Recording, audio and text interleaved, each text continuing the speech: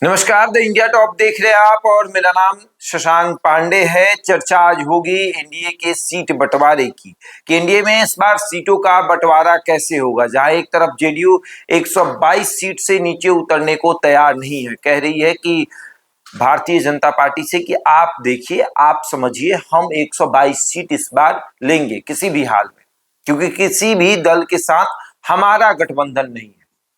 चाहे वो चिराग पासवान हो, चाहे वो उपेंद्र कुशवाहा हो, चाहे वो जीतन राम मांझी हो, सबका गठबंधन भारतीय जनता पार्टी के साथ हुआ है।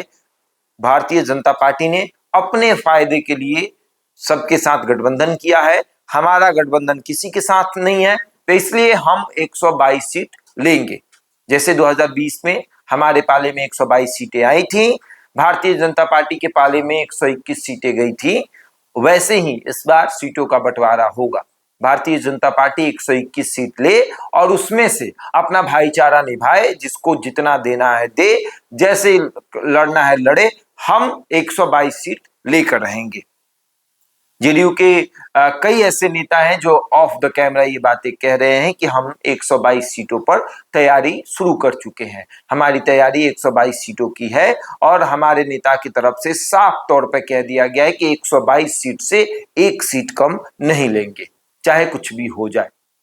हाँ, वो बात अलग होगी कि अंत समय में नीतीश कुमार एक पार्टी के साथ समझौता कर सकते हैं। उस पार्टी का नाम है हिंदुस्तानी अवाम मोर्चा, जो कि जीतन राम मांझी की पार्टी है। जेडीयू उसी के साथ समझौता कर सकती है। ये इसलिए क्योंकि जब नीतीश कुमार एनडीए छोड़कर माफ करिएगा, महागठबंधन छोड़कर एनडीए के साथ आ रहे थे, उस समय जीतन राम मांझी की तरफ सबकी निगाहें टिकी हुई थी कि 4 विधायकों वाली पार्टी है, कहां जाएगी, अगर इधर उधर जाएगी तो फिर सरकार बनाने में दिक्कत होगी। और जीतन राम मांझी ने उस समय ये तय किया कि हम नीतीश कुमार के साथ जाएंगे, और तब नीतीश कुमार के साथ एक गठबंधन हुआ था। तो जीतन राम मांझी के साथ नीतीश कुमार समझौता कर सकते हैं और 2020 की तरह उन्हें 7 सीट देकर नीतीश कुमार निश्चिंत हो जाएंगे। वो कहेंगे कि इससे अधिक सीट नहीं देंगे, 7 सीट ले लीजिए और 115 पर जेडीयू लड़ेगी। तो ये फाइनल हो गया कि 122 में से 7 सीट जो है वो जीतन राम मांझी को दिया जाएगा और 115 सीटों पर जेडीयू खुद चुनाव लड़ेगी। उसके बाद आते हैं भारतीय जनता पार्टी, चिराग पासवान, उपेंद्र कुशवाहा पर। भारतीय जनता पार्टी 121 सीटें जो है वो लेगी और इस 121 सीटों में से चिराग पासवान को वो 25 सीटें देंगी। 25 सीट चिराग को, 5 सीट जो है वो उपेंद्र कुशवाहा को, बचे 91 सीटें और 91 सीटों पर भारतीय जनता पार्टी चुनाव लड़ेगी। क्योंकि उपेंद्र कुशवाहा के साथ गठबंधन भारतीय जनता पार्टी का है, चिराग पासवान का गठबंधन भारतीय जनता पार्टी का है, ना कि नीतीश कुमार ने किसी से गठबंधन नहीं किया है। नीतीश कुमार ने उपेंद्र कुशवाहा के साथ गठबंधन नहीं किया। उपेंद्र कुशवाहा अपनी पार्टी बनाए, जेडीयू से अलग होकर उन्होंने अपनी पार्टी बनाई और फिर एनडीए में गए। नीतीश कुमार से पहले वो एनडीए में जा चुके थे। उसके बाद आपको चिराग पासवान नीतीश कुमार से पहले जाकर एनडीए में गठबंधन कर चुके थे। जीतन राम मांझी भी महागठबंधन से रिश्ता नाता नीतीश कुमार से पहले तोड़ दिया उन्होंने।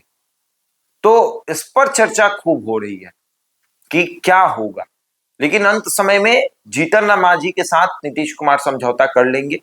वो कहेंगे कि हाँ, जीतन राम मांझी को हम 7 सीट दे देंगे, उसके बाद आप लोग समझिए।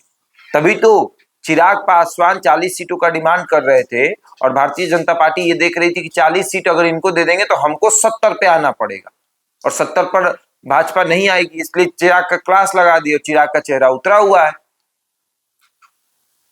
उसके बाद आप देखें तो जेडीयू का टारगेट इस बार 80 विधायकों का है कि किसी भी हाल में 80 विधायक जिताने हैं, तो ज्यादा सीटों पर लड़ेगी तभी तो ज्यादा सीट जीतेगी। अब 100 सीट पर लड़के 80 विधायक तो नहीं जिताएगी। इतना तो किसी पार्टी का अभी बिहार में इतना बड़ा हैसियत तो है नहीं कि 100 पर लड़े और 80-90 जिता कर चले आए, चाहे वो भाजपा हो, चाहे वो राजद हो, चाहे वो जेडीयू हो। तो ज्यादा सीटों पर लड़ना पड़ेगा, तब कम से कम 80 जीत कर आएंगे आपके। 80 नहीं तो कम से कम 60 तो जीत के आएंगे। दूसरे पार्टियों का ये तो ताना नहीं सुनना पड़ेगा ना कि तीसरे नंबर की पार्टी है, कम विधायकों वाली पार्टी के मुख्यमंत्री हैं, ये सब ताना तो नहीं सुनना पड़ेगा। तो इसलिए नीतीश कुमार का टारगेट है कि कम से कम 80 विधायक हमारे होने चाहिए और 115 सीटों पर हम चुनाव लड़ेंगे।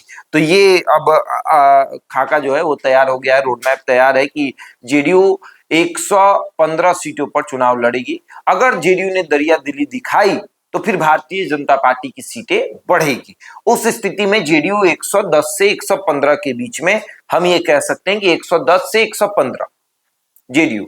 भारतीय जनता पार्टी जेडीयू के दरिया दिल्ली के बाद 91 से 96 तक पहुंचेगी अगर जेडीयू ने दरिया दिल्ली दिखाई तो। चिराग पासवान 25 पे ही रहेंगे, जीतन राम मांझी 7 पर ही रहेंगे और उपेंद्र कुशवाहा 5 पर ही रहेंगे। उपेंद्र कुशवाहा 5 सीटों पर चुनाव लड़ेंगे, जीतन राम मांझी 7 सीटों पर, चिराग पासवान 25 सीटों पर। हाँ, यह भी हो सकता है कि चिराग की सीटें घट जाए। अगर भारतीय जनता पार्टी अपने पे आ गई तो कहेगी कि आप 20 सीटों पर लड़िए, हम 96 से 97 सीटों पर लड़ेंगे, हम 96 सीटों पर लड़ेंगे। तो ये हो सकता है कि 20 से 25 के बीच में चिराग रहेंगे और 91 से 96 के बीच में भारतीय जनता पार्टी रहेगी। और उस स्थिति में जेडीयू ने भी दरिया दिल्ली दिखा दी, चिराग ने भी दरिया दिल्ली दिखा दी, तो फिर 100 पहुंचेंगी भाजपा, 100 सीटों पर लड़ेगी। अब चिराग ये तो थोड़ी कहेंगे कि भैया हम 20 पे लड़े, आप 100 पे लड़े, ऐसा थोड़ी होता है, ऐसा नहीं होगा, हमें भी ज्यादा सीटें चाहिए। तो उस स्थिति में चिराग पासवान अगर अपनी सीटें नहीं छोड़ते तो फिर भारतीय जनता पार्टी को 91 से 96 के बीच में रहना पड़ेगा। आगे देखिए क्या होता है। लेकिन जेडीयू जो है वो 110 से 115 सीटों पर रहेगी, ये निश्चित है।